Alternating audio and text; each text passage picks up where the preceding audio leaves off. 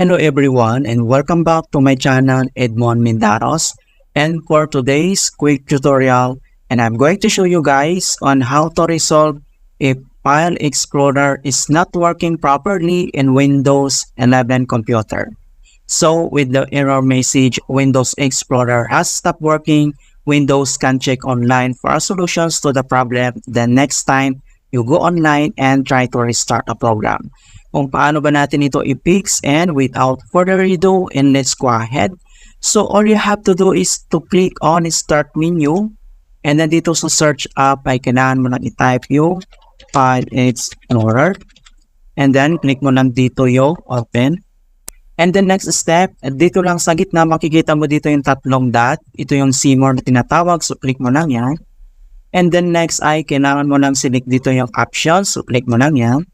And then pop up itong further option setting. So ang next step, dito lang sa general, and then dito lang sa baba makikita mo dito yung clear file explorer history, and then kailangan mo lang i-click tong clear button. So click mo lang yan, and then click mo lang dito yung okay.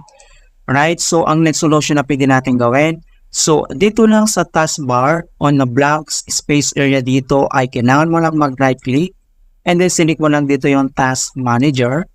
And then dito sa Task Manager, and then dito lang sa Processes tab, so kailangan lang natin i-locate dito yung Windows Explorer, okay?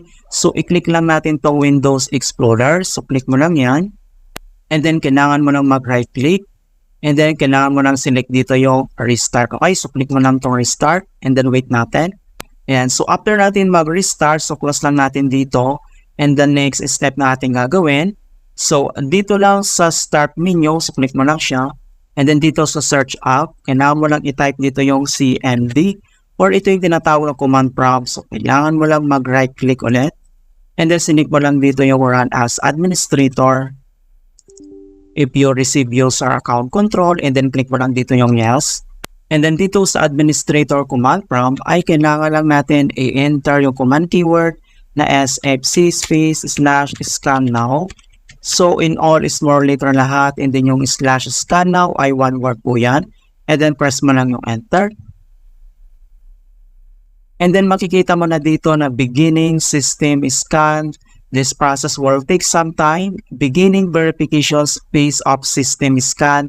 So, kailangan lang natin hintayin na ma-complete ang verifications into 100%.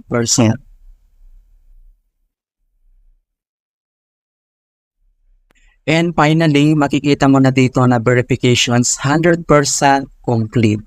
Okay, so ang next step natin gagawin, so close lang natin tong CMD, and then dito lang si start menu, and then kailangan lang natin mag-restart. Okay, so click mo lang siya. Alright, so ganun lang po kasimple on how to fix File Explorer not working issue in Windows 11. And please don't forget to like this video, subscribe to my channel for more quality content. Thank you guys, and see you in my next tutorial.